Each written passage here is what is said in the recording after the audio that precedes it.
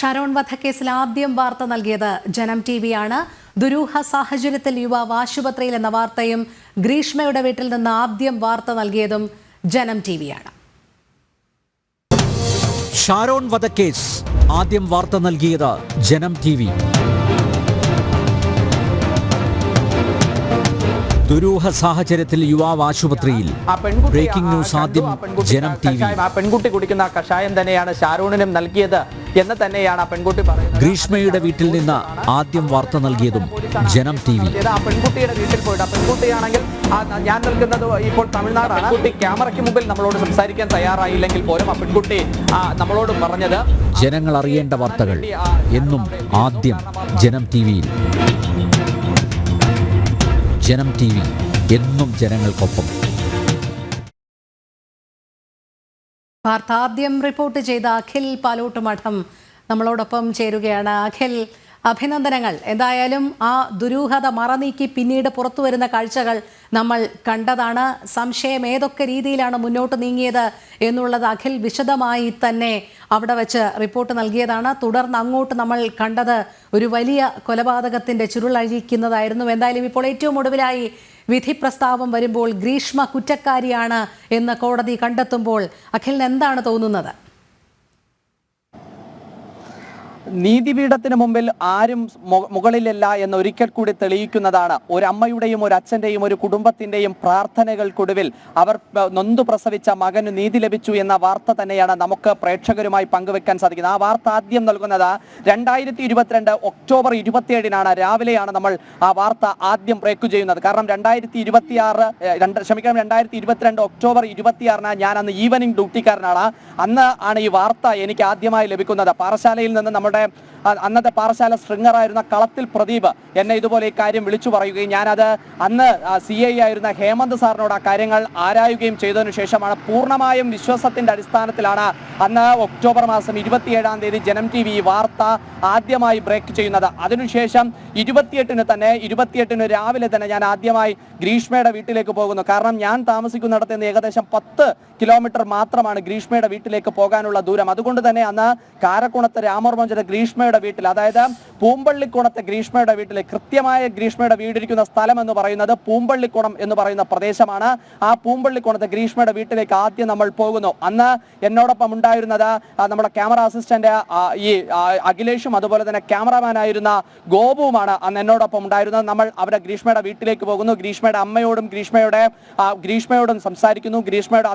ഗ്രീഷ്മയുടെ ബന്ധുക്കൾ പോലും അന്ന് അവിടെ ഉണ്ടായിരുന്നു. അവർ വ്യക്തമായി തന്നെ എന്നോട് സംസാരിക്കുന്നു. ക്യാമറയ്ക്ക് മുന്നിലല്ല എന്നിട്ട് പോലും ഗ്രീഷ്മ കാര്യങ്ങൾ പറയുന്നു. പക്ഷെ അന്ന് പറഞ്ഞത് മുഴുവൻ നുണയാണ് എന്നത് വരും ദിവസങ്ങളിൽ നമ്മൾ വാർത്ത അതിന്റെ പുറകെ നിൽക്കുമ്പോൾ നമുക്കത് മനസ്സിലാക്കുകയും ചെയ്തിരുന്നതാണ്.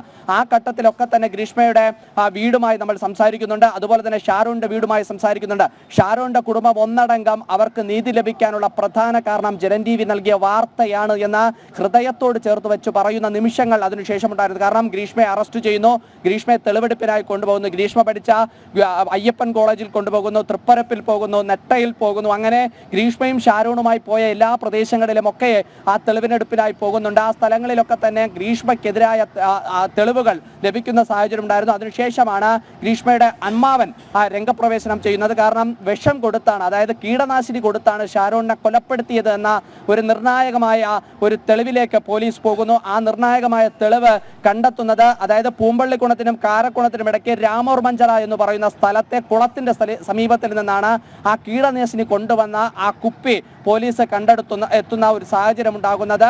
അങ്ങനെ ആ കേസിന്റെ പൂർണ്ണമായ കാര്യങ്ങളിലൊക്കെ തന്നെ നമുക്ക് കൃത്യമായി കാര്യങ്ങൾ പറയാനും സാധിക്കും. അതിനുശേഷമാണ് ചോദ്യം ചെയ്യലിനായി ഗ്രീഷ്മയെ തിരുവനന്തപുരത്തേക്ക് കൊണ്ടുവരുന്നത്. തിരുവനന്തപുരത്ത് കൊണ്ടുവരുന്ന സമയത്തും തിരുവനന്തപുരത്ത് എത്തുമ്പോൾ ഗ്രീഷ്മ പറയുന്നത് താൻ ഒന്നും ചെയ്തിട്ടില്ല. കാരണം ഗ്രീഷ്മ അങ്ങനെ പറയാനുള്ള കാരണം 2022 ഒക്ടോബർ 27 നമ്മൾ ഈ വാർത്ത കൊടുക്കുന്നു. 2022 ഒക്ടോബർ 21 ഷാരോൺ മരിക്കുന്നത്. അതിനും ഒരാഴ്ച മുമ്പാണ് ഗ്രീഷ്മയുടെ വീട്ടിലേക്ക് ഷാരോണും ഷാരോണിന്റെ ഒരു കൂട്ടുകാരനും കൂടി എത്തുന്നത്. അതായത് ഒരാഴ്ച മുമ്പ്, അതായത് ഒക്ടോബർ ആദ്യ വാരത്തോടു കൂടിയാണ് അവിടേക്ക് എത്തുന്നത്. അങ്ങനെ അവിടേക്ക് എത്തുന്ന സമയത്ത് അതിനുശേഷം ഷാരോൺ വീട്ടിലേക്ക് പോകുന്നു. ആദ്യം ചികിത്സ തേടുന്നത് പാറശാല സർക്കാർ ആശുപത്രിയിലാണ്. അവിടെ നിന്നും പൂവാർ സർക്കാർ ആശുപത്രിയിലേക്ക് പോകുന്നു. പിന്നീട് അവിടെ നിന്നാണ് തിരുവനന്തപുരം മെഡിക്കൽ കോളേജിലേക്ക് ഷാരോണിനെ മാറ്റുന്നതും. തിരുവനന്തപുരം മെഡിക്കൽ കോളേജിൽ വെച്ചാണ് ഷാരോൺ ഈ ലോകത്തിനോട് വിട പറയുന്നത്, തന്റെ കുടുംബത്തോട് വിട പറയുന്നത്, തന്റെ കുടുംബാംഗങ്ങളോട് വിട പറയുന്ന ഒരു സാഹചര്യം ഉണ്ടാകുന്നത്.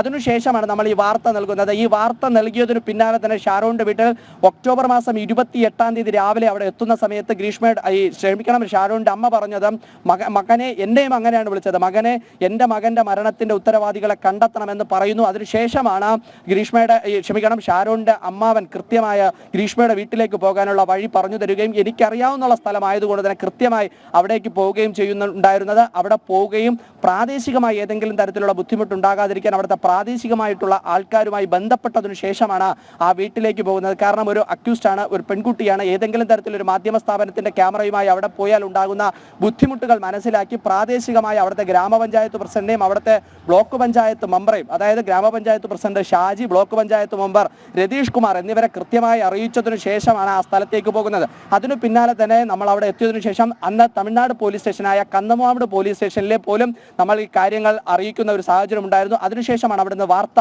നമ്മൾ കൃത്യമായി റിപ്പോർട്ട് ചെയ്യുകയും അതിനുശേഷം തെളിവെടുപ്പ്, അതിനുശേഷം മൊഴിയെടുപ്പ്, എല്ലാ കാര്യങ്ങളും നമുക്ക് ആ കാര്യങ്ങളിൽ എത്തിക്കാൻ സാധിക്കും. ഇതിപ്പോൾ ഞാൻ ആദ്യം സൂചിപ്പിച്ചതുപോലെ രോഹിണി, നീതി ലഭിച്ചിരിക്കുന്നു, ഷാരോണിന്റെ കുടുംബത്തിന് നീതി ലഭിച്ചിരിക്കുന്നു. ഒരാൾക്കും നീതിപീഠത്തെ കബളിപ്പിക്കാൻ സാധിക്കില്ല. ഒരു കാലത്തും കള്ളം പറഞ്ഞു പിടിച്ചു നിൽക്കാൻ സാധിക്കില്ല. ഒരു കാലത്തും ഒരു കളവും മറച്ചു വെക്കാൻ സാധിക്കില്ല. ഒരു കൊലപാതകങ്ങളും ഇതുപോലെ തെളിയാതെ പോകാൻ സാധിക്കില്ല. നമ്മൾ സത്യത്തിനൊപ്പമാണ് എന്നൊരു വട്ടം കൂടി തെളിയിച്ചിരിക്കുകയാണ് രോഹിണി. അതെ, തീർച്ചയായും അഖിൽ. സാമൂഹിക പ്രതിബദ്ധതയുള്ള പത്രപ്രവർത്തനം തന്നെയാണ് ഏറ്റവും നല്ലത് സമൂഹത്തിന് എന്നുള്ളതിന്റെ ഏറ്റവും ഒടുവിലത്തെ തെളിവായി ജനം TV മാറുകയാണ്. ഷാരോൺ വധക്കേസിൽ ആദ്യം വാർത്ത നൽകിയത് ജനം TVയാണ്. ദുരൂഹ സാഹചര്യത്തിൽ യുവാവ് ആശുപത്രിയിലെന്ന വാർത്തയും ഗ്രീഷ്മയുടെ വീട്ടിൽ നിന്ന് ആദ്യം വാർത്ത നൽകിയതും ജനം TVയാണ്.